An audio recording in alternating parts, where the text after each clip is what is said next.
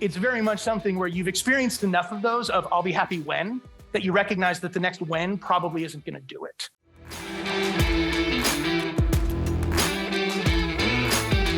And for our next person who is going to share with you, I'm going to ask if we can get some really amazing rock star walk-up music for him picked up back there. So I'm going to talk for a minute to give you a minute to find that. But I want to like really, really powerful rock star music. Okay. So this, I think he might tell the story of how we met, so I won't tell that, but I'll just tell you a little bit about this guy. When I met him, he was an affiliate manager for someone who I did a product launch for. And it was the first product launch that I ever did. I met him. We ended up becoming friends and have been friends for quite some time now. And I watched him go from affiliate manager to a kind of a consulting business that he did for himself, to then working with some of the biggest names across certainly the information business, into a role at a company that he then worked to build, which he exited at. Well, he's still involved. He's still on the board. He's not the co-CEO anymore. A company called Kajabi that got a $2 billion valuation from Tiger and a bunch of other people. So you've got somebody that has truly done something amazing. And to Chris's comment, John still has that same thing. He's still like, because he'll joke about, my 12-point double unicorn plan, which he's actually going to share with you, as to how you do that. But he's like, sometimes I don't know how I did that. I mean, I know how I did it if I go back and broke it down, but he ultimately went and is creating a book about how he did it and how one can do that, because he got that question so many times. And I'm not going to take any of the thunder away, but I just want you to know that I have not met anyone who is more sincere in their desire to help people, who's more generous in their willingness to work with you and talk with you at any level. You don't have to be intimidated to talk to John because, this guy did a $2 billion company and my company's just $1 million right now. I suck, right? You don't be me in that room full of awards that the guy had, right? Know that everybody that's here is here to share with you and expects and welcomes your questions and really wants to help you get to wherever you want to get. And wherever you are, there is somebody that has already been there. So we try to bring those people to connect you with them. But John is presenting for the first time. He's sharing with us about the book that he's writing about that process. And let's give him a big hand with some good walk-up music from the back. Jonathan Cronstedt, also known as JCron. Thank you. Thank you so much. I'll leave this here for you. All right. Gosh, with an intro like that, pretty much half my presentation's already done. So that is thrilling. Hi, everybody. Just so I know, by show of hands, how many of you have heard me speak at any event, Roland's or otherwise, before? Okay, very cool. The reason I ask that is because everything you're about to see is your fault. And I want to tell you why. Because after this whole experience of starting from where Roland and I met to now, the question that I keep getting after this amazing event brought on by Tiger Global and others is, how did you do it? How did you do it? How did you do it? And up until now, my answer has been, I don't know. Ask me a question I can answer. And then all of a sudden, after plenty of time of people asking you a question, eventually your brain forces you to answer it. And that answer is what you're going to experience today. So when Roland and I met, I was an affiliate manager for a company called Traffic Geyser. I had just come out of my fabulous bankruptcy from the mortgage business.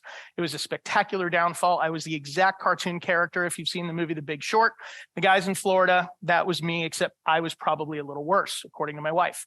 So after that, leading into this world of digital marketing, I happen to be an affiliate manager.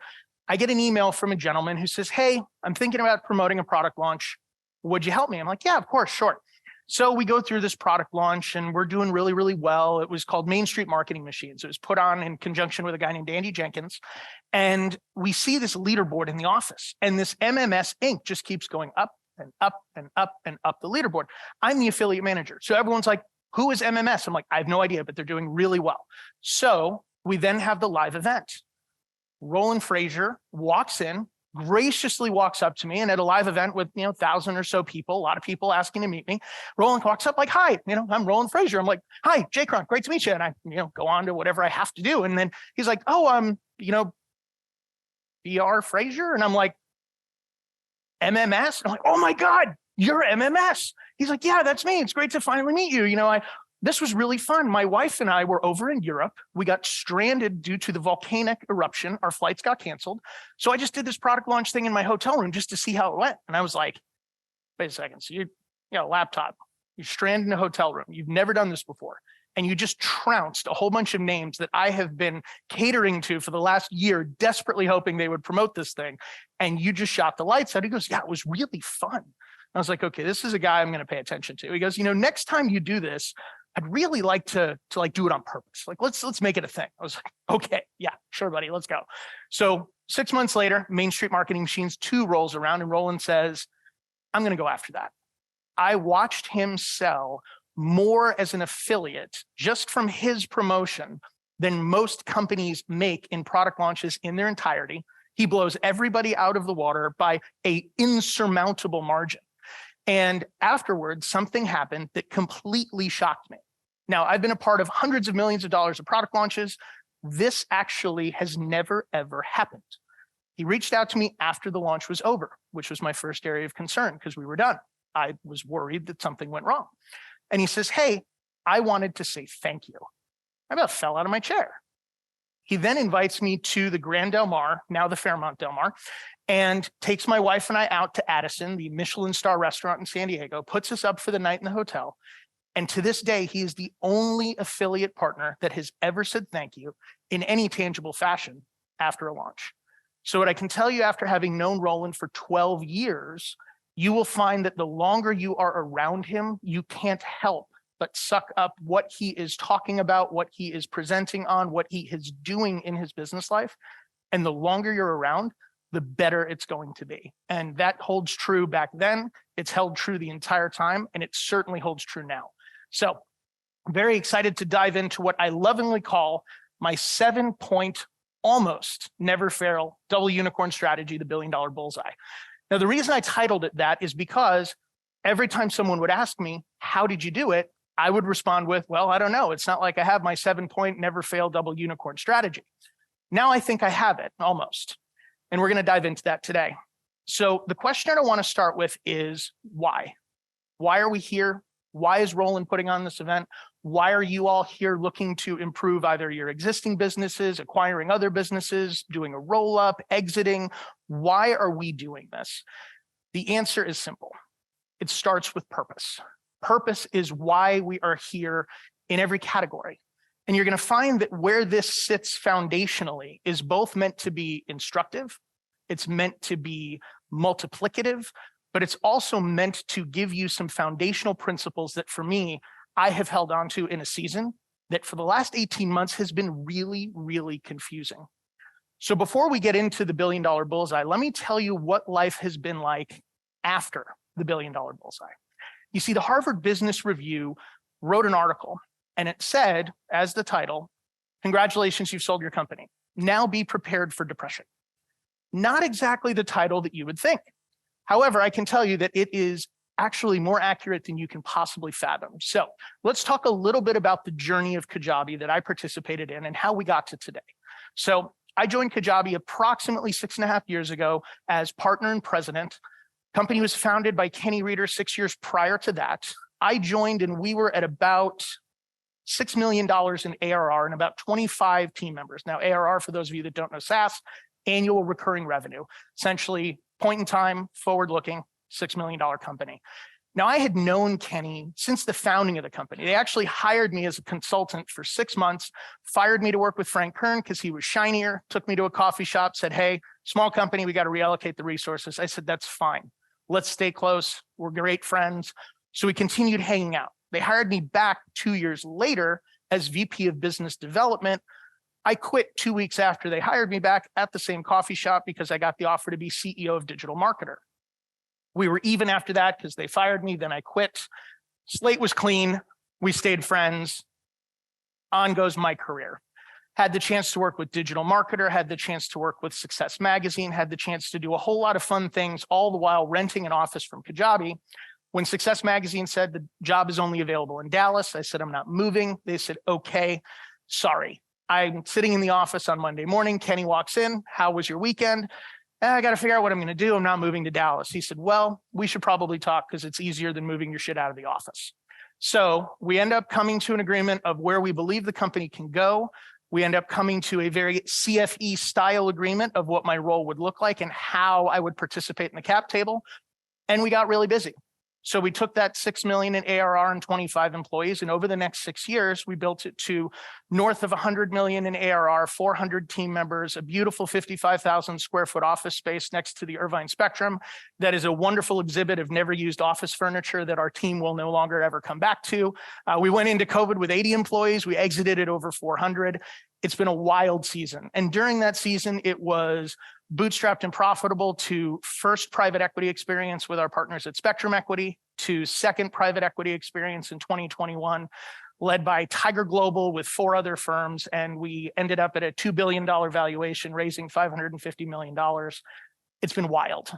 And so as you can imagine, that journey taught me a lot. But what it didn't teach me how to do is, what do you do after that journey? And I wish that's the part that I had known going into it, because I probably would have structured a couple of things differently. It's sort of like any of you in here, you probably got into business because you want to get out of business. Whether that means you exit, whether that means you systemize it and it keeps sending you checks. I can tell you that what that really looks like is you're basically a dog chasing a car. And when you catch it, you're still a dog and it's still a car. And now it's, what do I do now? Well, what I learned very quickly is you cannot escape the responsibility of tomorrow by evading it today. So I did what any of you would assume somebody like me, hard driving, extremely successful, very good looking and intelligent. How would I address a problem like this? Well, drinking and thinking. More of the former than the latter, but there was some of the latter involved. And you heard Roland talking about today the value of creating these frameworks around your experience, the value of being able to codify that knowledge so that it becomes a future lens, a future mental model that hopefully shortcuts your processes or allows you to generate results more powerfully.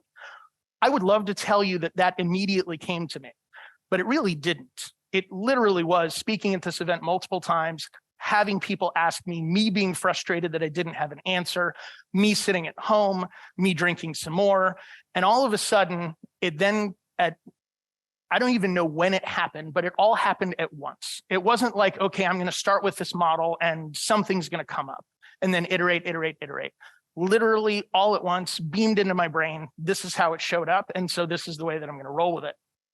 So bottom line is, it is going to start with purpose, but it's probably not going to start with purpose the way that you're going to be thinking about it. And the disclaimer about this framework is, what I'm going to share with you will make you undeniably rich, but be forewarned, it is going to make you rich enough to have an existential crisis. Now, I know everyone in here, even though I'm warning you that it will create an existential crisis, I am positive that every single one of you are still going to want to experience that crisis for yourselves. So I can tell you it's not the answer, but just like Jim Carrey says, I wish everyone could get rich and famous so they would find out it doesn't solve any of their problems. Doesn't mean anybody doesn't want to try it.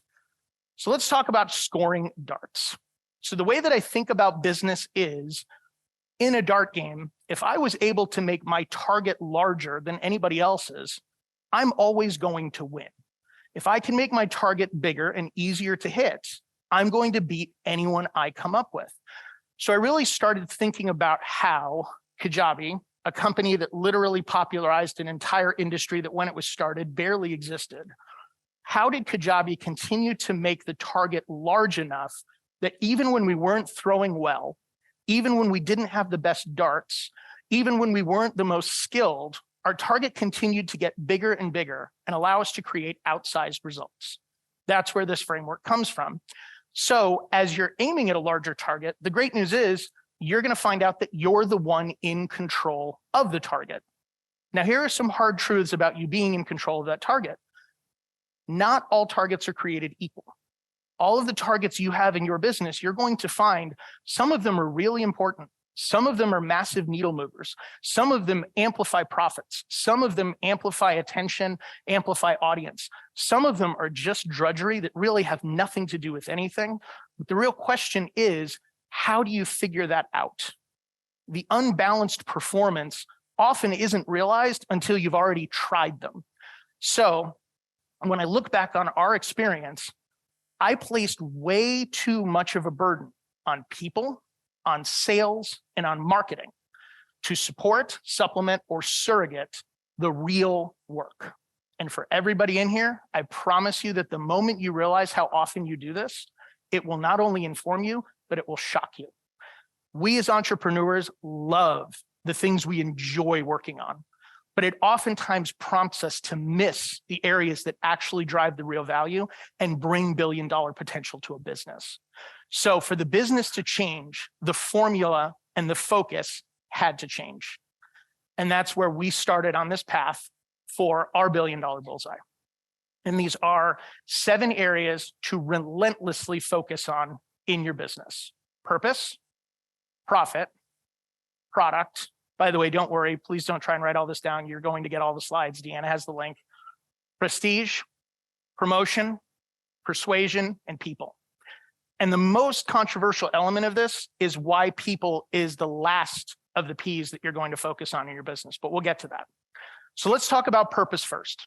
John D. Rockefeller said that singleness of purpose is one of the chief essentials for success in life, no matter what may be one's aim. So when we look at purpose, there are 2 key areas that you're going to want to focus on. The first of which is your internal purpose. Now, this is one where you're probably expecting me to give you some flowery, beautiful prose on if you start with why, that your company will magically align, that your employees will be magically engaged, that they will all be intrinsically motivated, you will all take on the world together, and everything will work really, really, really well. How many of you have ever tried this exercise, tried mission, vision, values, or tried any of these why alignment exercises, only to realize that none of your team members give a shit? Anybody? Anybody? Okay, me too. Did it multiple times. This internal purpose doesn't need to be that. This is just for you. This is why you are doing what you're doing. And this why for you may be Tom's, maybe I want to make sure everybody else gets a pair of shoes whenever we sell one. Everyone gets a pair of glasses whenever we sell one over at Warby Parker. It might be that core to who you are. It might be that exciting of a purpose for you. You also might be Frank Ophelia, who sold Kinko's. And in my interview with him, he basically said the business was for sale the day that he opened it. That there was no love of copies. There was no desire to innovate. It was just, there's a lot of copies being made. I can make a bunch of money. I'm going to make sure I'm selling the shit out of those copies. This internal purpose is your driver. It is why you are going to do what you're going to do. The second piece is your external purpose. Now, this external purpose is not for your team. This is for your customers. This is the part of why does the business exist for them? And you'll notice that it is fairly absent from the team perspective. So again, your internal purpose of why you do what you do, your external purpose of why you do what you do, for whom you do it for. Now at Kajabi, I was very fortunate. This was something that we had nailed out of the gate, both internal purpose and external purpose. The internal purpose was that Kenny wanted to build a kid's sprinkler toy, but he didn't want to be in manufacturing. So he decided to create a materials list to go to Home Depot, some video tutorials, and let everybody build their own sprinkler toy. That was his why. And as an engineer, there was no platform that he could cobble together or connect to make that happen. There was the idea, there was the impetus. He knew why he was doing what he was doing. When I joined 6 years later, my internal driver was, I wanted to take something to the moon, plain and simple. I wasn't sitting here thinking necessarily that digital education products was something that really would take me there. My desire was to find something that I knew I could massively impact and have a hell of a lot of fun doing it. Now, what I found is over that time, my purpose expanded massively. And the external purpose actually drove even more of my internal purpose, seeing the transformative power of entrepreneurship in the lives of the people that we had at Kajabi that were impacted by it. And it wasn't even the stories of, yeah, you know, I made $1 million last year. It was, I was homeschooling 5 children and I loved my music and I couldn't go on tour because I was homeschooling my kids, but I learned how to do Facebook ads to sell my music. And I made enough money that I didn't need to go on tour. And I figured other musicians would like to know that. So I launched a business, made $740,000 on launch, retired my husband, who was a long haul truck driver. And our first big purchase was a dining room that could seat 12 people because we had never had a table big enough for my 5 kids and any other family members. All of a sudden, that purpose got a lot more real for me on the external side, but it wasn't where I started. So the reason I talk about this value of internal and external purpose is a necessity. You're going to find that the first 3 areas we talk about, purpose, profit, and product, these are foundational. Without these concepts, the business will never, ever, ever go anywhere. Everything else that comes after that only serves as an amplifier. And you'll find that if you use any of the amplifiers as a surrogate for these core 3, your business is not going to scale and it's not going to work. So you may be asking, great, JCron, that's wonderful. You've now challenged my beliefs on motivating the team or my internal, my external purpose.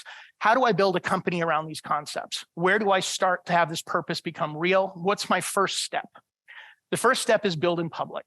So I was talking with Adam from retention.com last week, and he was talking about how when he met me at War Room 2 years ago, he asked me, how do I recruit? How do I get my company culture right? What do I do? And I said, well, the majority of the ways that companies go about this is wrong.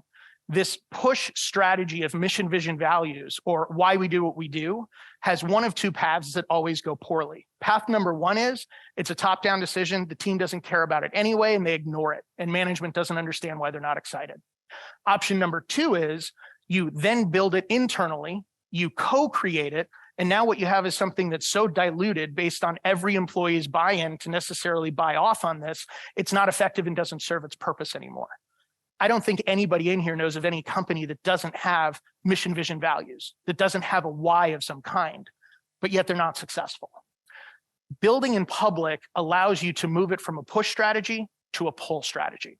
It allows you to show the world what you're doing, why you're doing it, and whom you're doing it for. And it becomes a methodology of attraction rather than a push strategy of you need to take this because you work here. This is something that is the most transformative way that you will find to articulate, improve, and optimize both your internal and external purpose in business. And I promise you, this will be the biggest trend of entrepreneurship in the coming decade, surpassing all others. It answers your content questions, it answers your culture questions, and it answers how do you scale internally with systems that people are excited about. So let's move on to the second area of our bullseye that we're looking to expand. So one of my favorite authors wrote the book, How to Get Rich. Felix Dennis said, expansion, it's vanity. Profit is sanity. Overhead begs to walk on 2 legs. He's a poet who also built a $1 billion fortune. And this quote for me reminds me that profit is absolutely essential in your business. That if you do not have profit in your business, you don't control your destiny. You don't control any aspect of your company.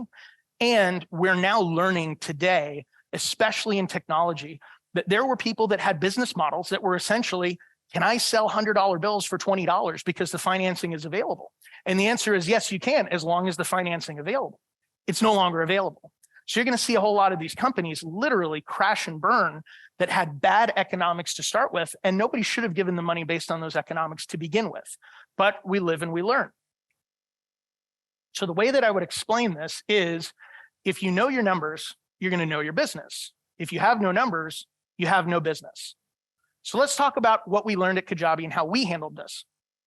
Up until partnering with Spectrum, Kenny and I had an extremely sophisticated financial model. It was Kenny and I in QuickBooks. And as you can imagine, a company of our size at that stage typically has huge financial controls. Looking back on it, I wish we had that earlier, because it's something that will teach you more about your business than you ever have before. So for all of you in here, the businesses that you have or the businesses that you're partnering with, how many of them would you say have excellent financial controls? 1, 2, 3, 4, cool. The biggest thing about excellent financial controls is, do they really show you what you need to know to make intelligent decisions? So a lot of people can tell me what their top line is. A lot of people can tell me what their bottom line is. I mean, even fewer people that can tell me what fringed up compensation is, or who can tell me what a fully loaded set of numbers are with allocations. Now, what that means is, as you look at how your business scales, do you know what a new customer costs you to get? Do you know what a new customer costs you to serve? Do you know what a new customer costs you in the allocations of all of the departments that they're going to touch in the business? Because if you're not looking at a fully baked set of numbers, you might think that you're doing well, making it up in volume, only to find out that the bottom line is less, the top line is more, and now you've got a whole set of headaches that you weren't prepared for. So at Kajabi, what really served us well here, comparative to the rest of our set of competitors in the world of technology, was being bootstrapped. Bootstrapped and profitable keeps you honest. Institutional capital typically makes you dumb. You heard Roland talk about his friend who won't invest in companies that have new laptops everywhere, all MacBooks, all the newest models. It's entirely true. And you'll find that in the investor conversations that you have, going back to Gretchen's point about what happens if I identify as an investor and somebody thinks that I'm just bringing a checkbook, what you're about to find out is anyone who's dumb enough to think that because you call yourself an investor, your checkbook's immediately open, it means they're probably not sophisticated enough to deserve investment. Because even the funds that have more money than God don't walk in with an open checkbook. We didn't sit down to lunch with Spectrum and get a term sheet. They look at every aspect of your business. They look at if it's even worth investing in before there's ever a discussion of how much money they're going to put forth. So it's very much something that by identifying as an investor, even as a giant private equity fund, or in my case, a family office, it doesn't mean you're bringing a checkbook. It means that the conversation's open. And often it means that if you need money, they're probably going to help you find the money, maybe not even necessarily have it be all of their own. So it was very much something for us that being profitable was a necessity because it allowed us to retain control of our vision. It allowed us to bet the long term. It allowed us to be able to remove the temporary aberrations of the market from our business plan because we believed in the industry we were in. And we knew if we were in it long enough, we were going to win. That's what profit allowed us to do. So the takeaway from the profit section is know your numbers. Don't treat them like an afterthought. Ask yourself truly, when's the last time you looked at them? How often are you reviewing them? Who is holding them accountable? And more importantly, who has the power of the purse strings in any company that you're either partnering with or that you're operating yourself? If you're not signing the checks, I promise you checks are going out that shouldn't be signed. So this is an area that you cannot overestimate its importance. It is why it is an absolute essential in your business. So let's talk about Bullseye expansion number 3.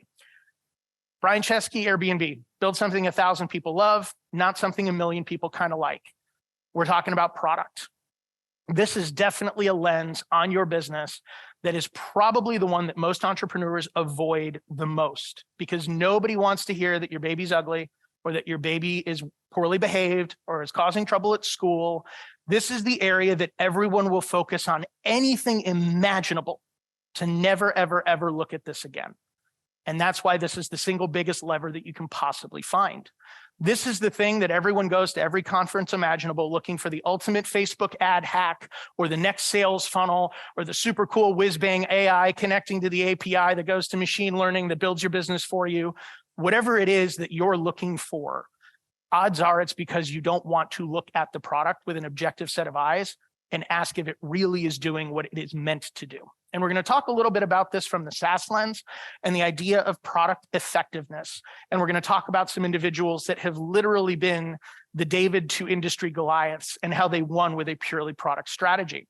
So MJ DeMarco, one of my favorite authors, wrote The Millionaire Fastlane, talks about this as, whereas a meritocracy pulls power to the skilled, a productocracy pulls money to the value creators. Businesses who grow organically through peer recommendations and repeat customers, compelled by a distinguished product and service not readily offered elsewhere. Your product contagiously sells itself. So let's talk about how we did this at Kajabi.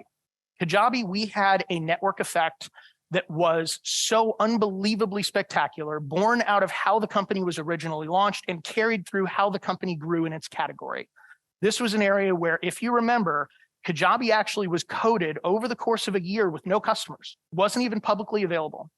Then Kajabi went out to 3 industry icons that were going to be doing product launches and said, hey, we'll handle it for you for free. We'll do everything. All that we ask is you do it on the platform, and we get a little powered by Kajabi icon on the page with you so that we can sign up a wait list. The wait list of interested people, not knowing what it was, grew and grew and grew. It very much created the sent with Hotmail effect, for those of you that have followed those network effects that Hotmail was able to create. And when Kajabi launched on day one, it was a $1 million ARR company when it was publicly available the first day. Very, very rare in software, very rare in any business to be profitable on a recurring basis on day one. But it was that network effect that created that within the product. It had an element of a snowball where anyone who was teaching a course, everyone being taught that course are probably asking, what could I teach? What course could I offer? So simply by being exposed to the product, it meant other people were going to be thinking about using the product. That was our virtuous cycle within our product dynamics. And it's why product is an absolute necessity.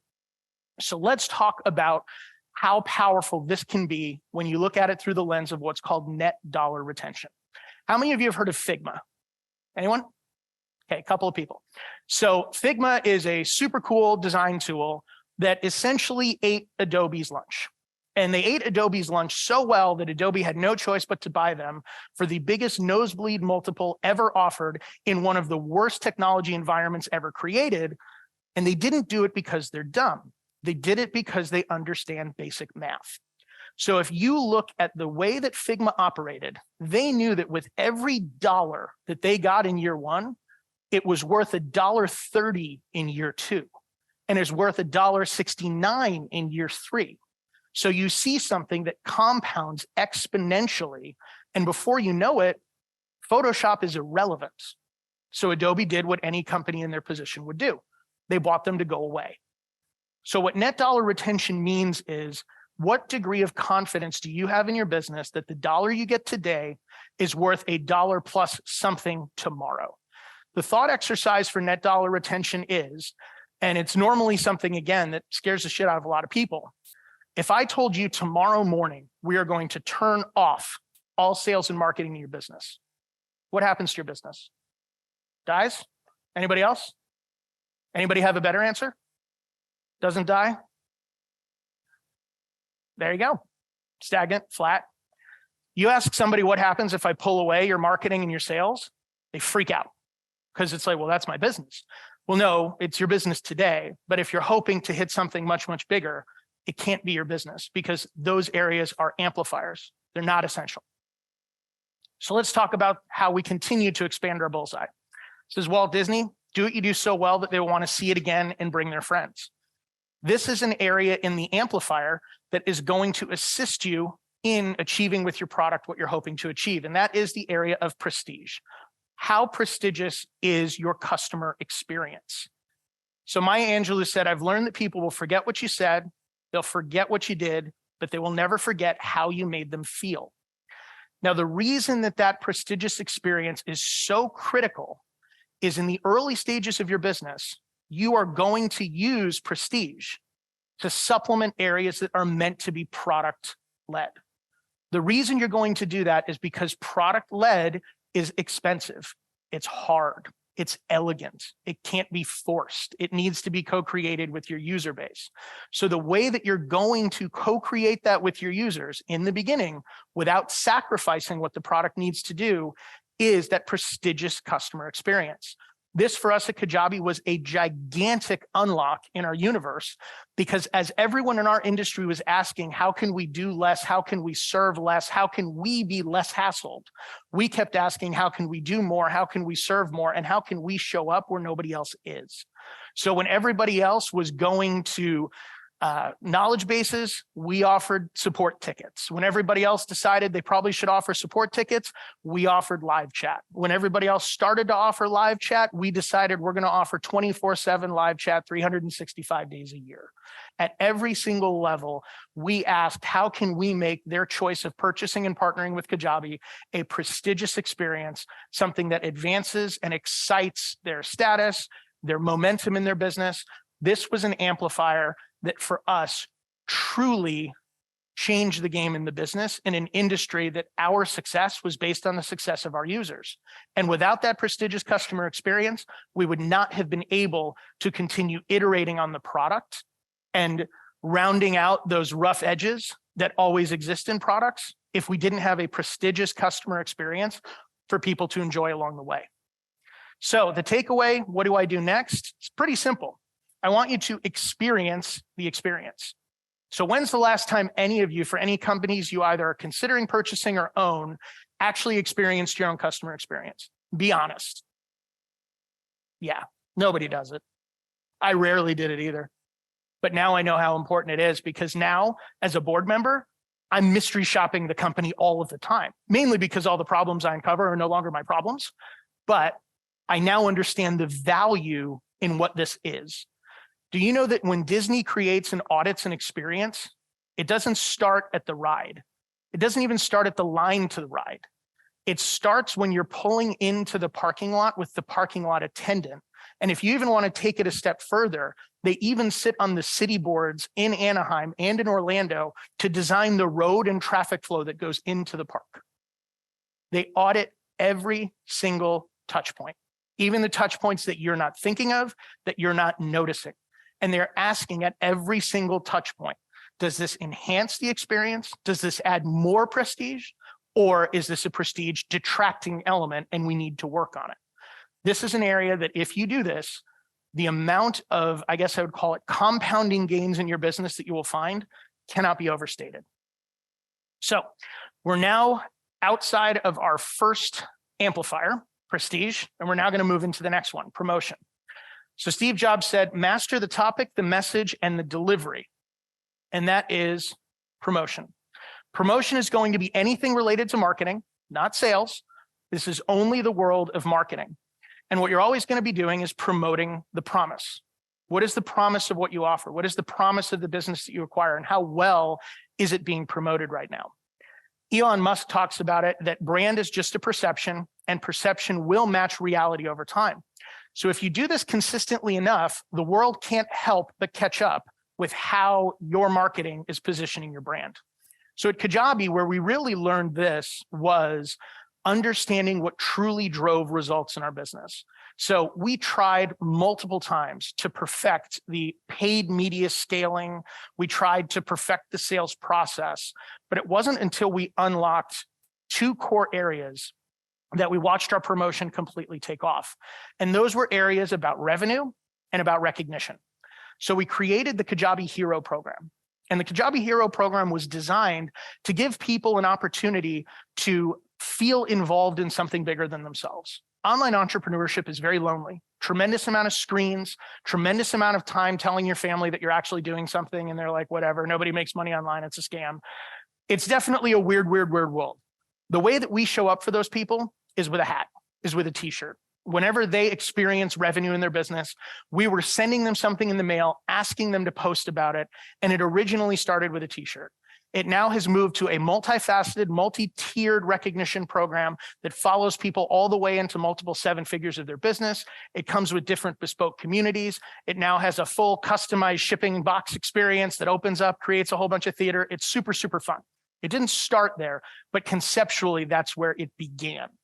And I want to talk about that too, because then it moved into our perpetual promotion machine, where when we recognize somebody with a growing business, going back to our network effects created in product, we would then encourage that person after we recognize them to join our partner program.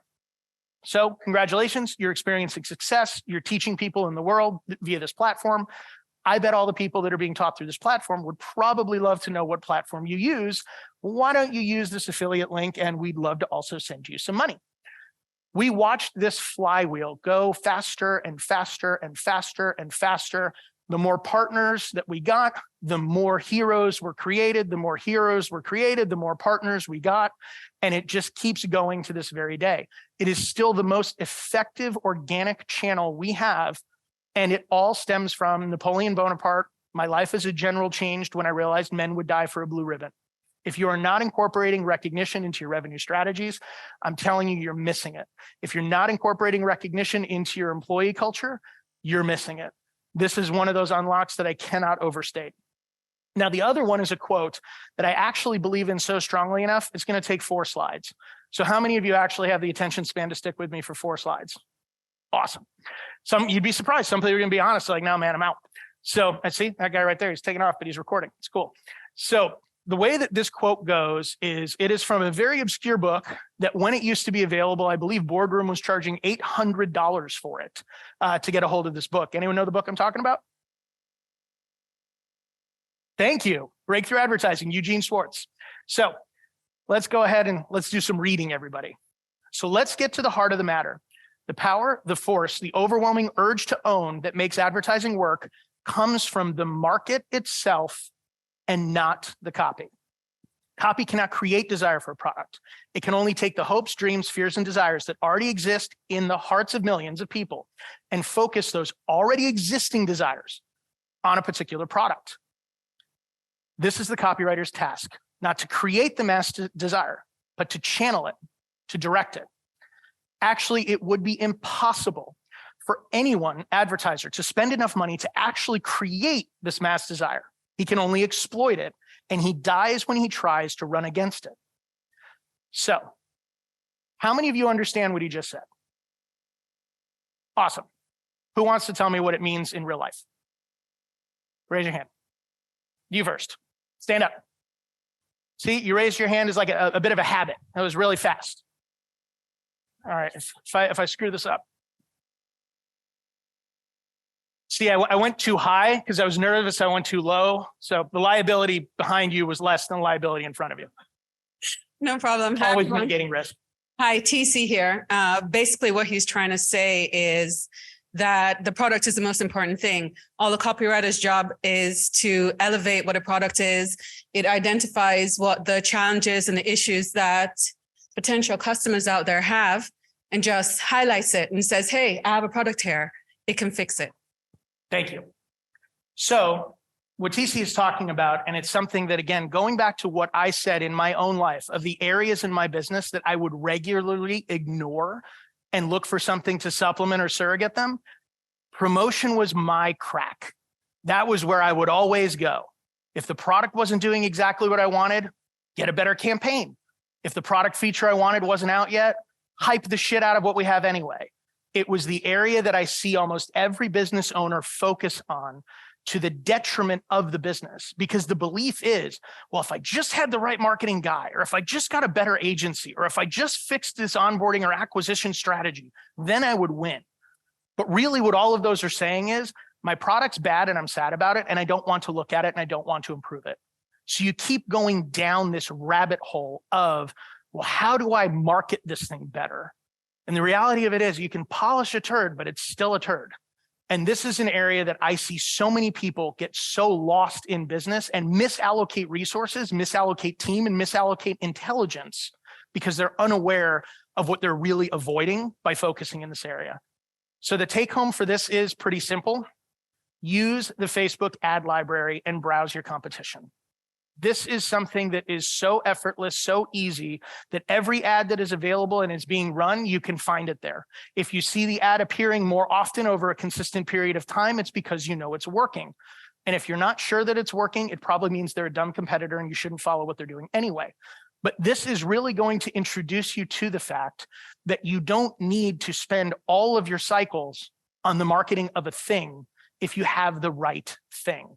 And that marketing very quickly for the right product becomes formulaic and becomes almost easy. Because at that stage, marketing is no longer trying to overhype something. It's simply just sharing what your product already does for the users you already have. So this is an area that hopefully if I can reorient you on how you can continue to grow your target by reframing how you think about promotion, that's my goal with this one.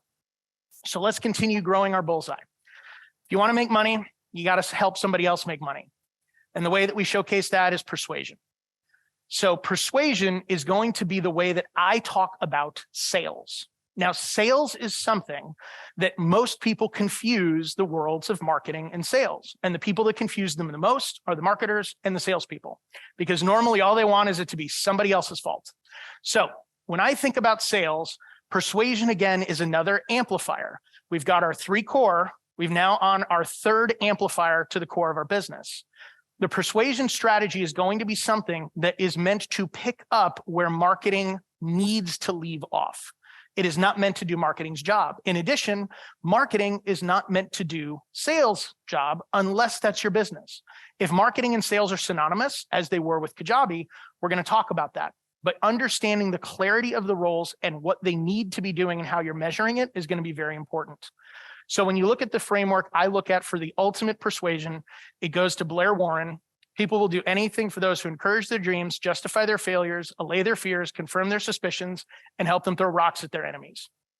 If you read this and you look at your entire sales process through that lens, you cannot help but have the absolute perfected sales process. If your sales process does each of these key areas, it's going to be ethical, it's going to be integrous, you're going to, quoting Dan Sullivan, getting people intellectually engaged in a future result that is good for them, and getting them emotionally charged to take action on that next step. So at Kajabi, this for us was a unique process. Like many software companies, we didn't have a sales arm because our process was more of a self-selection. So marketing and sales was entirely combined. We needed to have a marketing process that essentially canned the salesperson and built that salesperson into every presentation that we were giving through a marketing funnel. The way that we did that was being very, very clear about where the marketing aspect started and where the sales process started. And for us, the sales process began in the showcasing of customer stories. Marketing was getting the click, marketing was getting the interest, marketing was getting them enrolled in exploring further. And the sales process began when we started being able to showcase this is what the app is capable of doing. Now, in your business, sales may be a very different amplifier for you. Persuasion may live in a very different role. And so this is where I want you to be very clear that if all you get here is the clarity and the difference between the roles, it's going to be very impactful for your business. Are you asking salespeople to play the role of marketing? Are you asking marketing to play the role of sales? Is sales something that is going to be fed by a business development representative generating leads and you have an account executive that is only accountable for pipeline management? Or is that salesperson accountable for both leads and sales? Clarifying these KPIs, understanding what you're managing to, and understanding the businesses that you're looking at investing in and how they are managing these KPIs is a critical foundational component of how persuasion will work as you look to increase your billion-dollar bullseye. Now, the final area of the bullseye is going to be people. And the reason that this is at the outside of the bullseye is something that I strongly believe in, but it's not very popular because the majority of authors out there are always going to peddle books. I mean, how many of you have read some form of just hire A players, or it's all about the people, or if you just get great people, great things happen, or insert any other stupid quotable that never helped anybody? That's where the people strategy normally lives and dies. So Patty McCord, the only person that in my opinion said it honestly, is true and abiding happiness in work comes from being deeply engaged in solving a problem with talented people you also know are deeply engaged in solving it and knowing that the customer loves the product or service you have worked so hard to make. What that means is talent strategy can be boiled down to something very simple. All A players want is to work with A players and not be hassled. That's it. A players are probably going to be excited and drawn in by your vision, assuming you're building in public and putting it on display, but they're not going to necessarily stay for that. Even if they're drawn in by it, this is the area that if you as a business owner are expecting to hire talented people to fix your dumpster fires, it will never, ever happen. Because talented people know how to assess a dumpster fire very quickly and know how to leave the business very quickly. They're not going to come in and fix your problems. So this is another area, if we go all the way back to the very beginning of my concept, I said there were some areas here that I grossly underestimated the needs, and I put burdens on other departments to fix the needs. People, for me, was another one of my areas of crack. I fell down that rabbit hole of just, well, man, if we just hire the right people, they'll fix this. Not true, because the right people are always looking at a business and asking, what are their systems like? Do they have purpose? Do they have profit? Is their product in alignment? Have they figured out the prestigious experience? Have they nailed promotion? Have they nailed persuasion? If you haven't nailed any of these and I'm an A player and I'm looking at your company, I'm not coming because I don't want to fix something. I want to show up and stand on the shoulders of giants and recognize that no matter how good I am, as an A player, I know I will only be as good as the stage you put me on. And that is something that I didn't realize until it was far too late. I thought I could fix my people strategy by just getting better people. And what I realized is every person I hired looked way better if I put them into a system that actually was a good system. So this is something where if you look at why my people thing lives at the furthest end of expanding your bullseye, it's because it's the hardest to systemize. It's because if you're depending on it and just trying to hire A people, you're going to be extremely frustrated because you're also going to find that there are just not that many A players out there to try and get all of them all of the time. But the reality of it is you can turn people into A players by actually being proactive in your systems. And that's why people drive systems. So if you think about the business through the lens of systems and how your systems inform your people strategy, this is where at Kajabi, we really learned a lot by fixing the systems rather than fixing the people. And this is also an area that we learned much, much, much later in our journey. So it's like, if we learned it later, how did we survive and succeed in spite of not knowing it? And the answer is because we had nailed purpose, product, and profit. And that gave us a lot of room. Those three foundational elements, by nailing that, we were able to have the time and the space to figure the rest out, because the rest of those areas were much harder and took much more time. So people are an amplifier. So JCron, what do I do? I now believe you that I need to focus more on my systems than I do on my people. What do I do now? Super insightful. Hire slow, fire fast. The longest period in any manager's life is the time between when he knows someone needs to go and when he actually fires the person. And it is always longer than it should be. It is always longer than everybody wants it to be, including the person you're probably going to fire, because they know they're doing a bad job too. This is one of those areas where I can't tell you how many times we missed the mark in not being willing to give people an exit. And so kudos to Netflix for coining the term, but at Kajabi, this for us became what we called our good goodbye. A good goodbye wasn't disciplinary, wasn't, hey, let's get you a PIP and have you be so depressed in 3 months that you quit so we don't have to fire you. This was our way of saying the business has grown in a different direction and has different needs.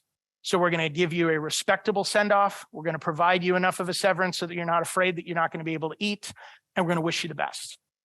And it was something that initially it was so hard because the severance was like, oh, this is expensive. Do we really want to do it?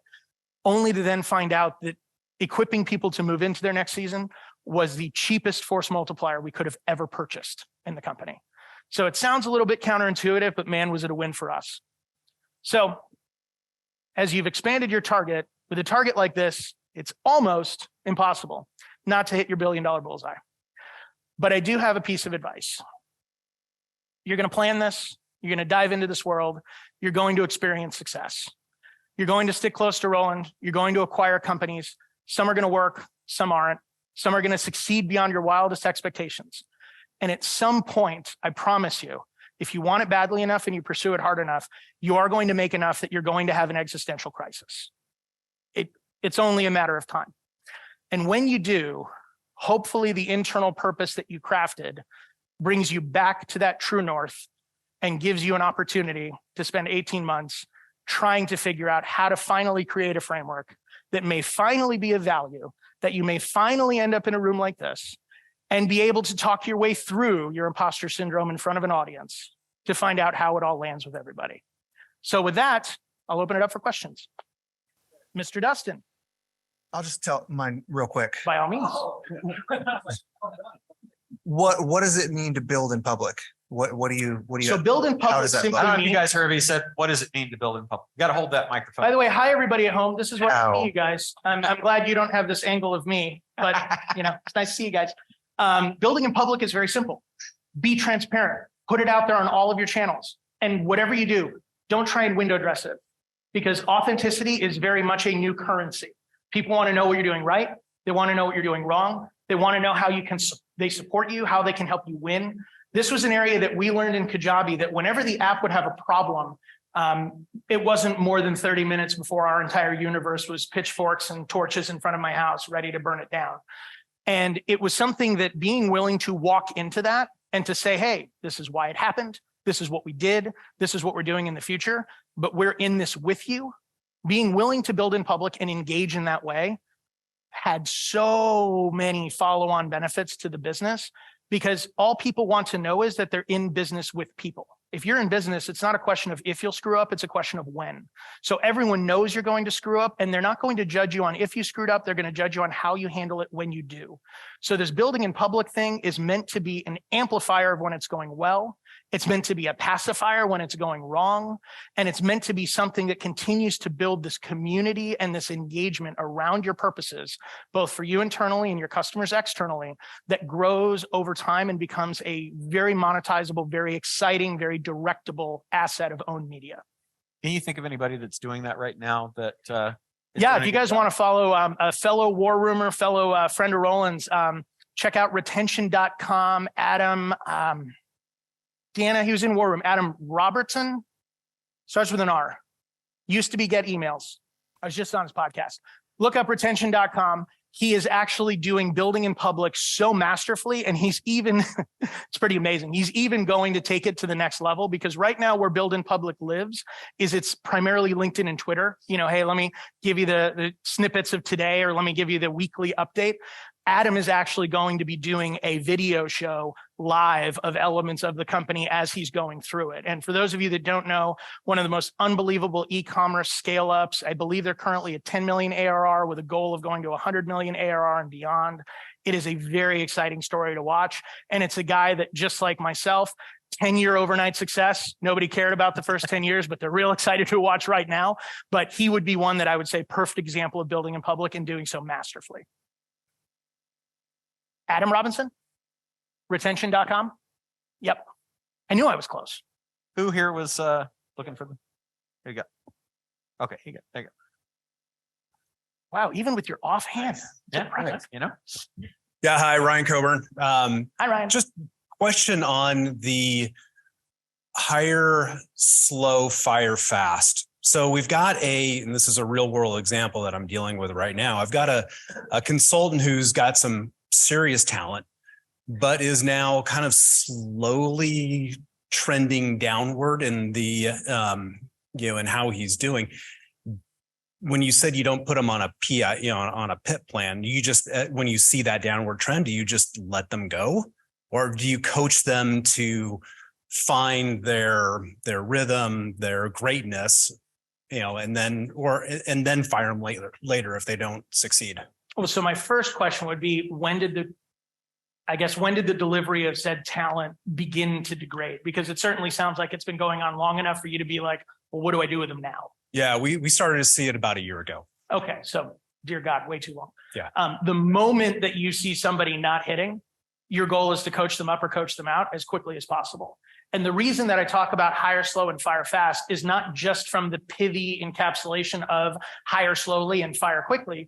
You hire slowly because if you look at the $1 billion bullseye, before you hire anybody, you're going to be looking at every single area of that bullseye and asking, did I optimize all of these areas before I try to fix it with another body? Because if I haven't, guess what? That next body is only going to amplify the challenges within the business. You've now brought somebody in that has hopes, dreams, family, friends. Yeah. They're going to fight for their own existence within your organization. And if you've not given them a clear path and clear systems, just watch the chaos and needless work that they will create to supplement their lack of systems in order to justify why they're in your business. So That's where the hire slow aspect comes from, is don't just go hire until you know that what you're hiring into, you've already optimized it in every way, shape, or form. And the only way to fix it is with the person. Yeah, got it. Thanks. Sure. My man, all suited up.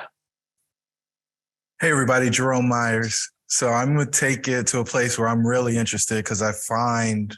I'm not gonna lie, that's a very enticing setup. I'm coming. Not really sure where this is going. You ready? Because it's coming. So you joked and you was like drinking and thinking, and you mentioned the word crisis, and like there's a whole lot of stuff that comes behind that. How'd you know you were in crisis? And then how'd you find yourself out of it? Well, just like any extremely self-aware, very introspective and intelligent individual like myself, my wife told me. I remember I probably was on the phone with Roland when it happened, but Nicole literally said like, so I'd really like In-N-Out for lunch and you should pick up a job application. And I was like, really? And then I'm like, well, gosh, I wonder how that interview would go. Like, well, sir, the drive-through is really intense and there's a lot of pressure. And I'm like, oh yeah, I don't know if I could really handle the drive-through. I mean, but it was very much one of those things that what my wife pointed out is she said, I can tell the physiological difference in how you walk around the house, how you interact with me.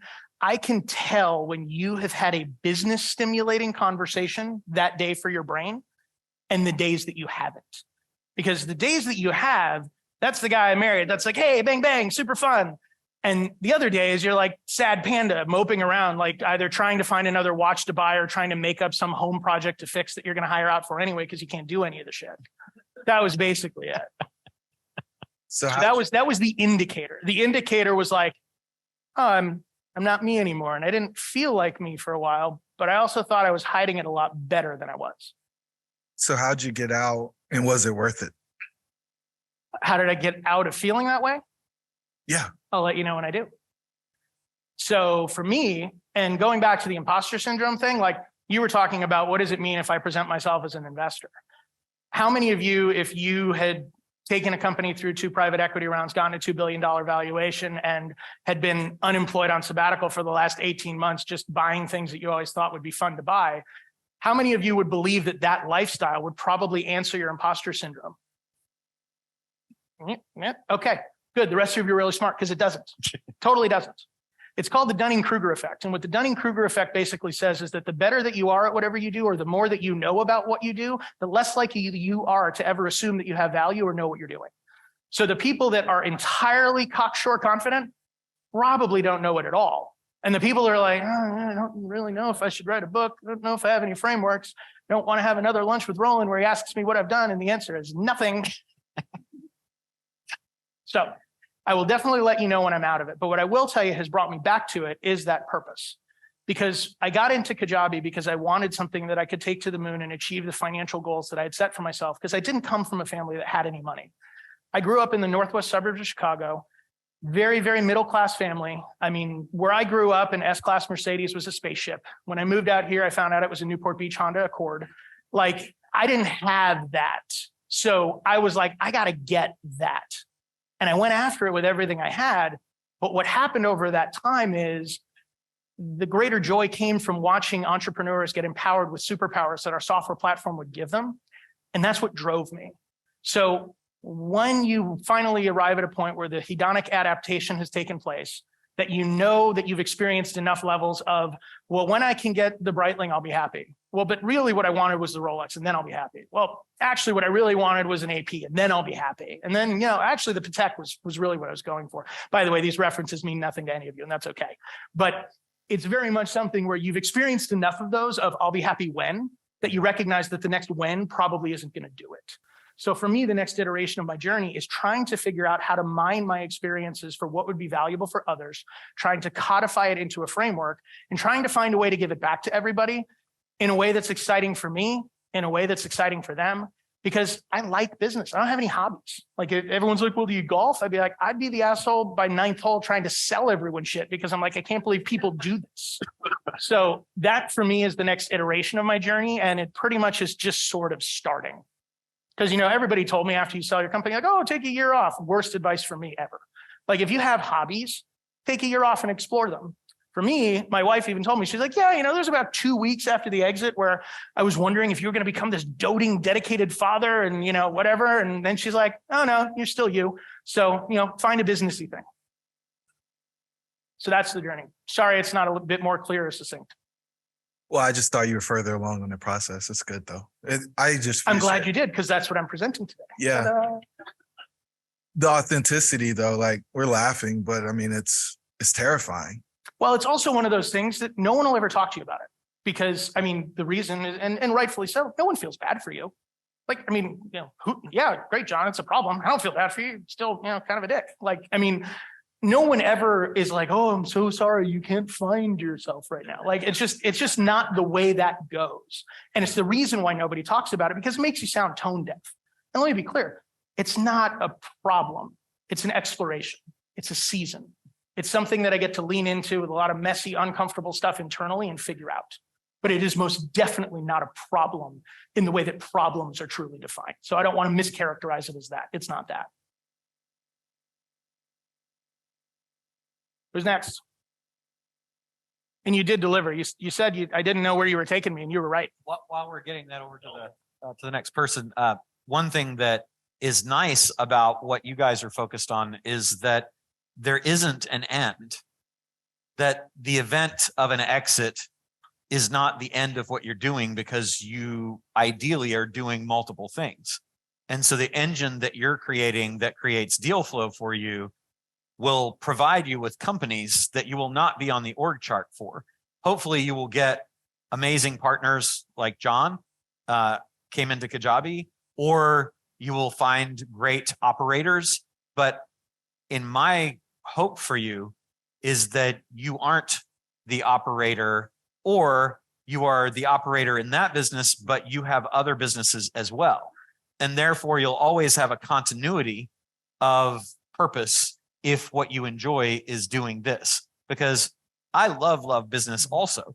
And if I wasn't able to do it, I would be miserable. There's no travel or golf or anything like that that is going to be as much of a hobby and passion to me as business will. And I think that's okay. And a lot of people who aren't entrepreneurial don't get that that's okay. The hobby has to be non-business related. The hobby actually can be business. If you love it, then why would you go try to find something else when you've already found the thing that you love?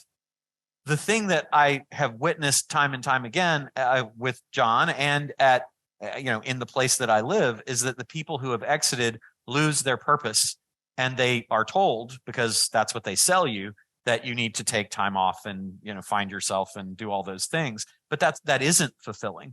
There's nothing that can fulfill the whole of serving people that you can serve with business. So you're going to avoid that problem by having, or that issue or that challenge, by having multiple businesses that you're working at any given time in a portfolio of companies. And so that's what I'm trying to, every time we have lunch, work John into. And I think I'm getting there slowly. Real close. I've had him a couple times say, I've decided to do this, but he hasn't taken the leap yet. So when I keep feeding him people saying, work with these guys, so we'll see what happens with that. But do think about that, because I think that's a bill of goods that we're sold, that you can't have business as your hobby, because you can.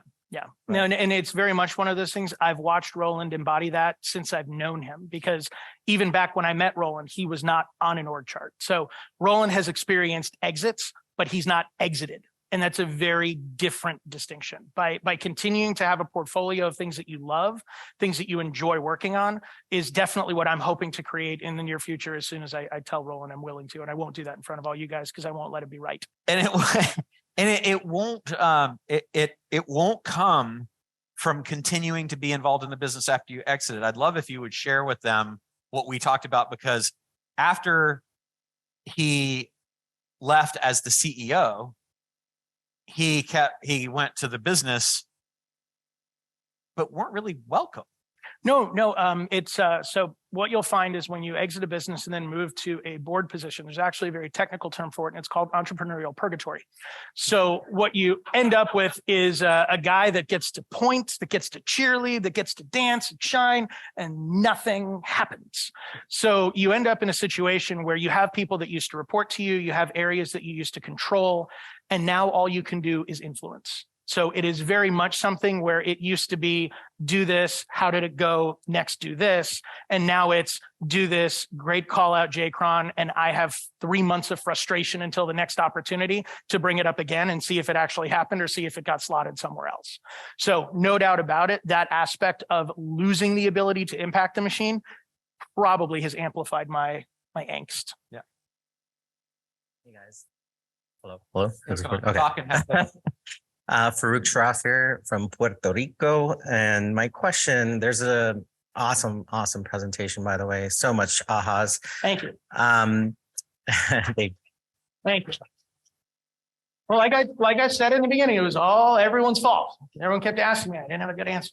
So, yeah, definitely re-energizing in terms of putting this in play in a systematic approach.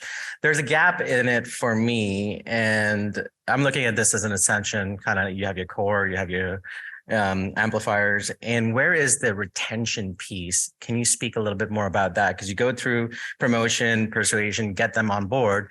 How did you guys make sure, and maybe that goes back to the product of like obsessing over keeping those customers, a lifetime value, making them advocates and so on and so forth. Great point. So retention is going to have two functions. It's going to have a financial function and it's going to have a product function.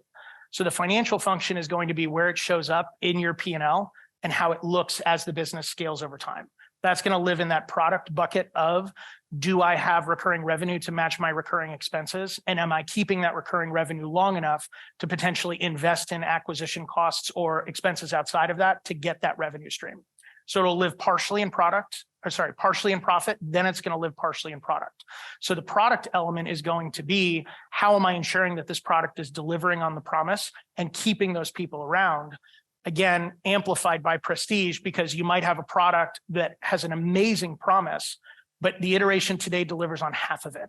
So how are you supplementing that with the prestigious customer experience to deliver the other half while the product catches up? Does that make sense? Yeah. So that's where it would live. So if you think about when I talked about net dollar retention in the product, that is the holy grail. That is the element where if you have the ability to see a business scaling, no matter how hard you try to stop it, like if you have a referral engine that you literally cannot stop people from buying from you, that's how you know you've nailed net dollar retention and you're going to see a business scale geometrically. Thank you. Yep. No, thank you. And by the way, I loved that he said there's a gap for me in this, because new framework. So if you're not beating it up, I only like you half as much. Up front here.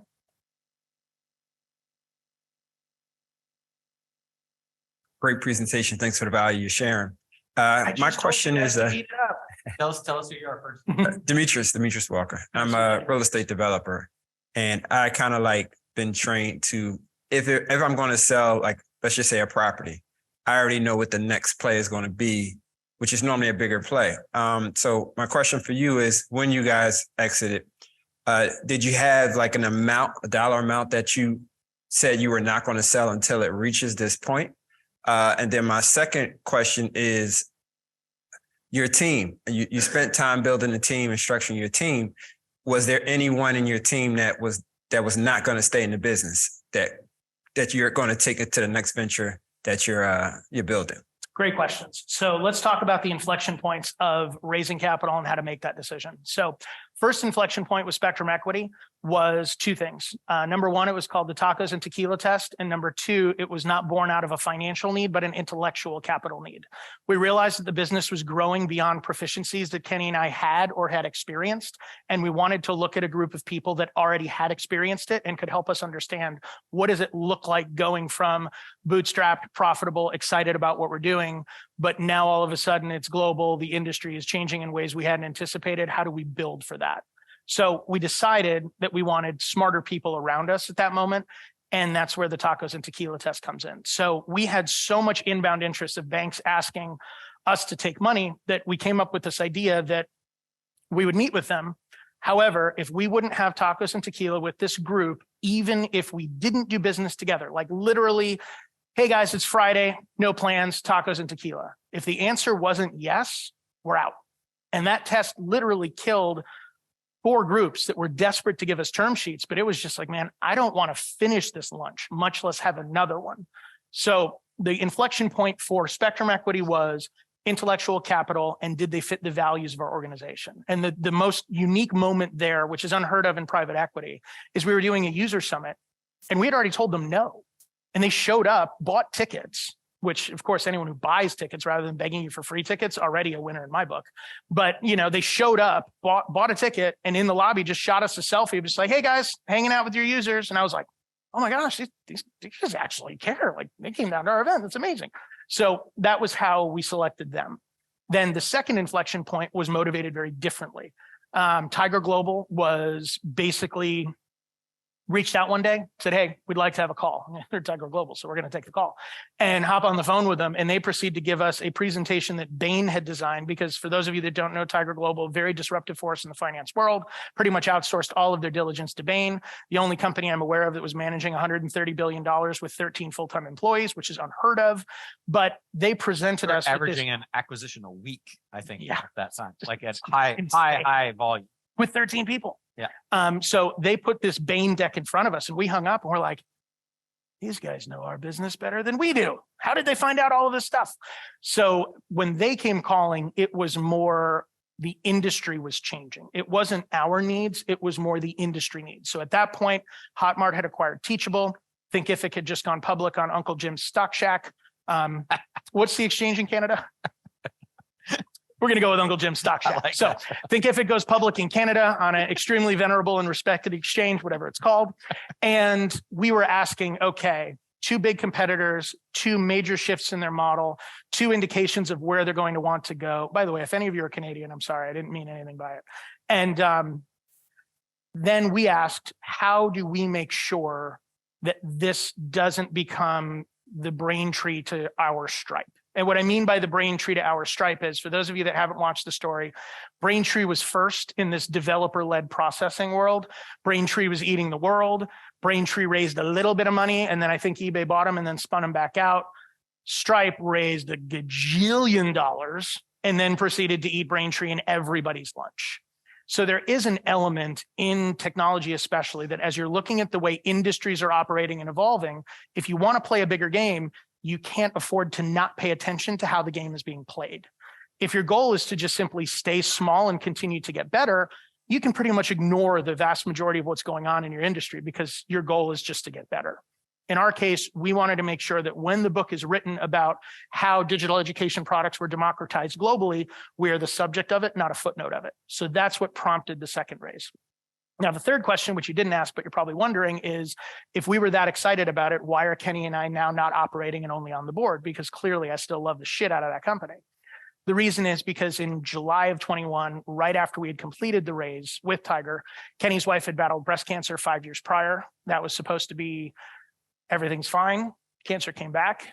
Kenny calls me, says, hey, what are we going to do? I'm stepping down. And I was like, well, if you're stepping down, I don't know what we're going to do. So board comes to me, says, hey, CEO. And I said, what's next for us? And they said, oh, IPO, publicly traded. And I was like, I think I'm done too.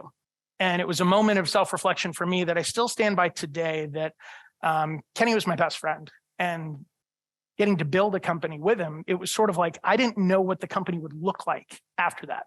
But I also knew what life as a publicly traded CEO looks like. And I was positive I didn't want that. Because when it's more politics than it is profit, you can guess that a blunt object like me is not going to do well. So I was like, hey, I'll go to the board with Kenny. And that was what prompted the third iteration. And then my 18 months in the desert, as it were. One more question while I have the mic. Now being outside looking in, what area of the business would you say you would need to spend a lot of time or money into, or even talent, to 2x or 4x the company?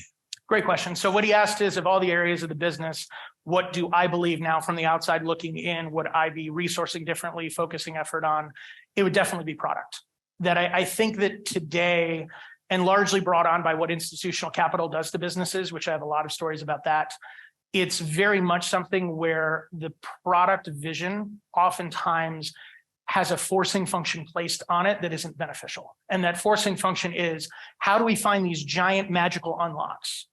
And sometimes the answer is there aren't giant magical unlocks. It's just continuing to be better at what you do and letting the maturation of the industry come to you rather than trying to force it prematurely.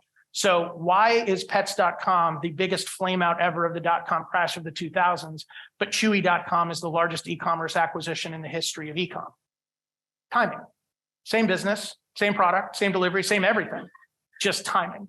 So for me, as I look at the product area of Kajabi, I would be advocating, and as recently as yesterday, was advocating that we continue to very much focus on the core drivers that we know drive success for our users. But those core areas of the app are not always the sexiest. They're not the chat GPTs. So it's one of those things where that's where I would be saying, look, there's a blocking and tackling element of this that will bring those results. But for those results to come, we need to let the industry grow. Because right now, if I go to a cocktail party, 9 out of 10 people still don't know that Kajabi is a business. Kajabi right now powers $2 billion in transactions a year for our user base. It's a thing, but still nobody knows it's a thing, which is why I'm so excited. Thank you. Sure. Gentleman behind you. And by the way, Deanna, Roland, I don't know how long I have. Make that the last one. Okay.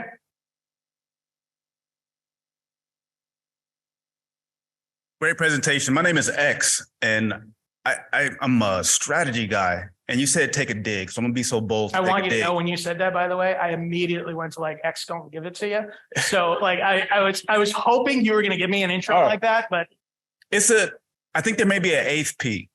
I think as an entrepreneur, we oftentimes know our craft and what we want to do and build, and we make certain assumptions that the market wants that.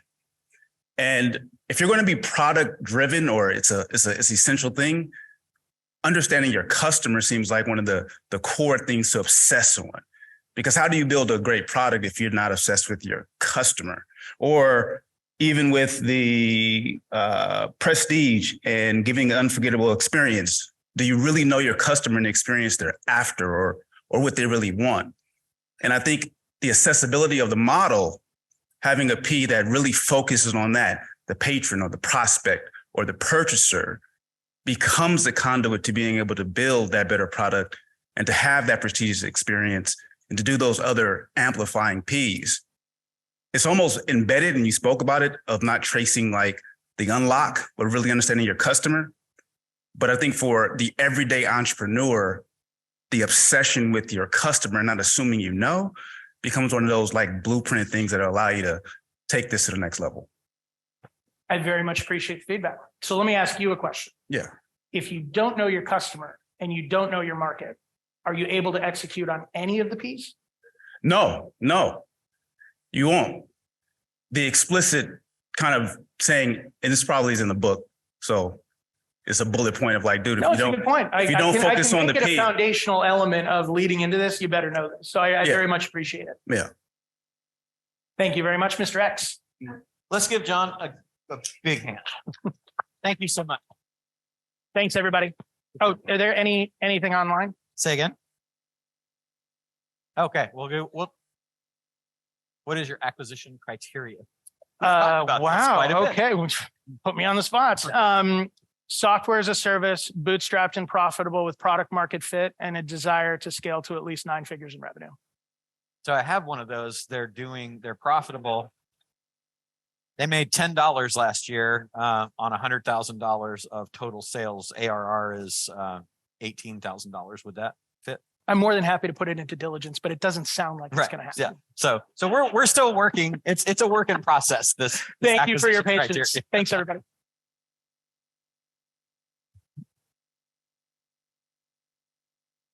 Okay. Did you guys learn some stuff today? Yeah. Okay. It's good stuff. You want more of that? Yeah. Okay, good. So we're going to break for lunch. What I want you to do so that I can be sure that you get the most out of what you have gotten so far is to take a piece of paper or an iPad or something and have 3 columns on that. I would like one of the columns to be headed takeaways and breakthroughs. It's really easy for great stuff to slip through your fingers and your mind when you have a lot of things going on. When you go to lunch, you're going to have lots of cool people to talk to. Before you leave, before you get up and leave the table, if you can say, these are the major takeaways and breakthroughs that I've had from the beginning of this event so far, then that will help you to reflect on those and to not lose them, because they will slip away. That's the column that has takeaways and breakthroughs. The next column I want you to have is for actions and applications. So based on the takeaways and breakthroughs that you've had, how are you going to apply that to what you're doing now, to your business, or whatever businesses that you might acquire going forward? And what actions will you take to deploy these breakaways and take-throughs? And then in the last column on the right at the top, I would like you to put the date by which you will take the action or deploy the application. Okay. So takeaways and breakthroughs, take a minute before you get up and run. If you get up and run when we say that we're taking a break, if it's not to the bathroom, you're making a huge mistake because you're not taking the time to do this. You really should be methodical and intentional about everything that you do at this event and in your business. So those are the three things that are your homework before you get up and break to lunch. When we break for lunch, we're going to go, Deanna, outside, right outside to the left, right outside to the left. And then we're going to come back and start again at 2:00. And Adam, do you have anything? Thanks. Yeah, just a quick one for everybody. Do me a favor, Takeaways and raise your breakthroughs, applications and actions. Raise your hand if you're in Epic Board. Raise your hand. Everybody, I'd like you to have a look around at the people with their hands raised.